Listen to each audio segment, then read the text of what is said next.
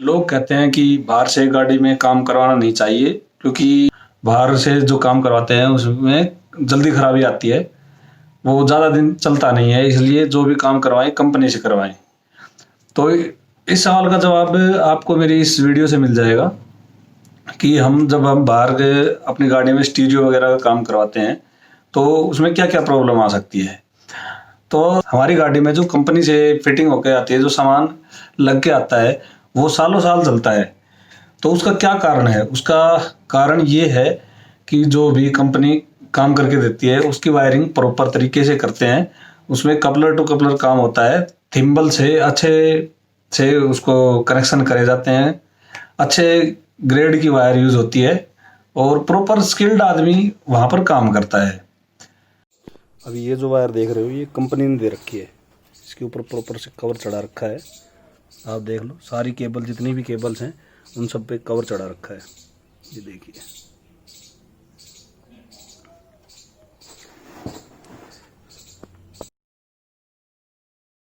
तो बाहर जो हम काम करवाते हैं उसके अंदर इतना सब हो नहीं पाता है।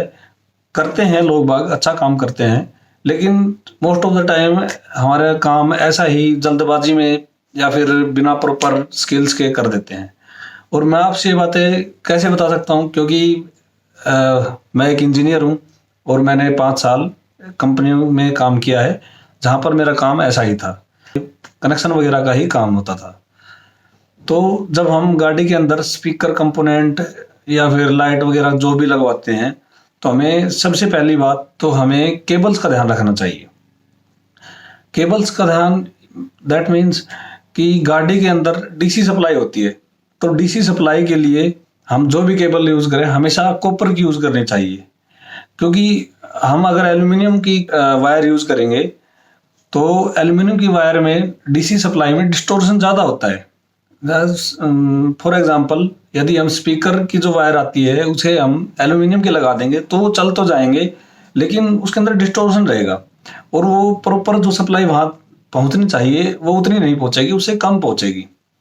तो इसलिए हमें जो भी केबल लगवाने चाहिए, सबसे पहली बात कि हमें वो हमेशा कॉपर की ही यूज करनी चाहिए, एल्यूमिनियम वायर का बिल्कुल यूज नहीं करना चाहिए। दूसरा, केबल का हमें अच्छी कंपनी की केबल होनी चाहिए, हैवेल्स, रेलसन वगैरह की। केबल की ग्रेडिंग आती है, केबल के ऊपर लिखा होता है HRFR। HRFR का मतलब होता है हीट रेजिस्टेंट, फायर रेजिस्टेंट। तो हमें HRFR अगर मिल जाए तो ज़्यादा अच्छा है, वरना खाली HR हो या फिर FR ग्रेड की ही केबल यूज करनी चाहिए। अगला है कि जब हम कनेक्शन करवाते हैं तो वहां पर प्रॉपर थिम्बल यूज करने चाहिए। जैसे हम अनुमान लगा सकते हैं कि घर के अंदर अगर केबल होती है तो एक तो हम प्लग का यूज करें और एक हम केबल को, उसके अंदर छिली हुई केबल को वैसे ही ठूस दें उसके अंदर, तो आप खुद अंदाजा लगा सकते हैं कि कौन सी ज़्यादा अच्छी है। हमेशा जो प्लग है वो ही ज़्यादा यूजफुल होगा। एक तो स्पार्क नहीं होगा उसके अंदर, कार्बन वगैरह नहीं जमेगा।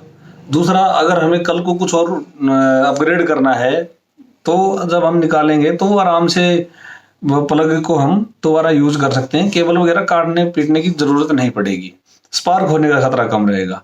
तो थिम्बल आते हैं, जैसा कि आप अभी स्क्रीन पर देख पा रहे हैं, अलग अलग साइज के अलग अलग टाइप के थिम्बल आते हैं, हर टाइप के थिम्बल आते हैं। आप थिम्बल को कहीं भी यूज कर सकते हैं, हर केबल के हिसाब से थिम्बल आते हैं।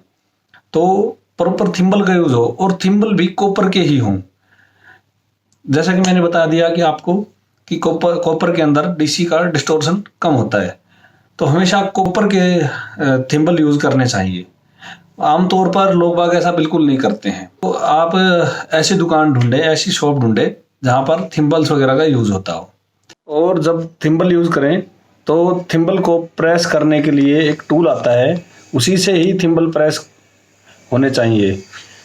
प्लास वगैरह से जब थिम्बल को टाइट करते हैं केबल पे तो थिम्बल की स्ट्रेंथ कम हो जाती है। तो इसलिए याद रखें कि जब भी थिम्बल यूज़ करें कोई भी, तो थिम्बल प्रेस करने का जो प्रॉपर टूल आता है वो उसको यूज़ करके और तभी थिम्बल को प्रेस करें, ना कि प्लास से। तीसरा है heat sleeves. Heat sleeves 2 type के आते हैं, एक तो जो थिम्बल होता है वहां पर लगता है, और दूसरा पूरी केबल के ऊपर एक आपने देखा होगा पाइप जैसा वो लगाते हैं, तो इन दोनों का यूज हो। हीट स्लीव्स हमेशा यूज करना चाहिए, उनसे स्पार्क होने का खतरा कम रहता है, केबल कटने फटने का खतरा कम रहता है। चौथा है कि जब हम केबलिंग करवाएं तो हमारी केबल हिडन होनी चाहिए। वो ऐसा नहीं है कि कहीं से भी दिख रही है, मतलब जैसे कि आप अगर अपने सीट पर बैठे हैं तो आपको केबल कहीं भी दिखनी नहीं चाहिए या फिर आपके टच नहीं होनी चाहिए, जो हमने बाहर से केबल डलवाई है वो। अगला है, अब जैसे कि एम्पलीफायर लगवा लेते हैं तो गाड़ी में सामने बैटरी से और केबल आती है हमारे एम्पलीफायर तक। हमारी जहाँ चेसी के अंदर जहाँ से केबल एंट्री करती है वहां पर होल करके उसको वैसा ही छोड़ देते हैं, होल भी करते हैं। आप देखना है, मैं आपको अभी शेयर कर रहा हूँ, तो जहाँ से केबल एंट्री होती है वहां वैसे ही छोड़ देते हैं। उस जगह पर हमेशा सिलिकॉन भरवाएं। सिलिकॉन से उससे होगा क्या कि बाहर की जो नमी है, कीचड़ है, पानी है, वो आपके केबिन के अंदर नहीं आएगा और उससे स्मेल पैदा नहीं होगी। जहां पर भी कनेक्शन करते हैं वहां पर हमें इस चीज का ध्यान रखना चाहिए कि हमारा कनेक्शन ढीला ना हो, कनेक्शन हमेशा टाइट होना चाहिए, बाकी बातें बाद में। तो कनेक्शन टाइट है या नहीं, इस चीज को चेक करने का एक ही तरीका है कि अगर जब आपका काम फिनिश हो जाए तो जो वायर आप तक आ रही है आप उसको खींच के देखें कि वो कहीं लूज तो नहीं है। ये सबसे बेस्ट तरीका है, आप उसको थोड़ा सा जोर लगाकर खींच के देखिए कि वो लूज है। अगर लूज होगी तो वो बाहर आ जाएगी। मेरी ये वीडियो अगर आप काम करवाने जा रहे हैं तो भी बेनिफिशियल है, और या आप शॉपकीपर हैं अगर आप देख रहे हैं तो आप इस हिसाब से काम करेंगे तो मैं दावे के साथ कह सकता हूं कि कोई भी आदमी बिल्कुल कमी नहीं बताएगा। का तरीका यही होता है, हम जुगाड़ करके लगा तो देते हैं लेकिन उसमें से फिर थोड़े दिनों बाद काम करवा के जाता है बंदा, उसको शिकायतें आनी शुरू हो जाती हैं और उससे आपकी रेपुटेशन खराब, दुकान की रेपुटेशन खराब होती है और ग्राहक का तो नुकसान होता ही है। तो ये वीडियो मेरी दोनों के लिए है, ग्राहक के लिए भी, दुकानदार के लिए भी। आप भी इससे सीखें और हमेशा अच्छी क्वालिटी का काम करके दें। और अगर आप अपनी गाड़ी में काम करवाने जा रहे हैं तो आप भी एक बार पहले रिसर्च करें कि कौन बंदा क्वालिटी से काम कर रहा है और फिर आप उसी के पास जाएं। आई होप आपको समझ में आ गया होगा। लाइक डिसलाइक जो करना चाहें आप कर सकते हैं, और फ्यूचर में ऐसी ही काम की वीडियो और लाता रहूंगा।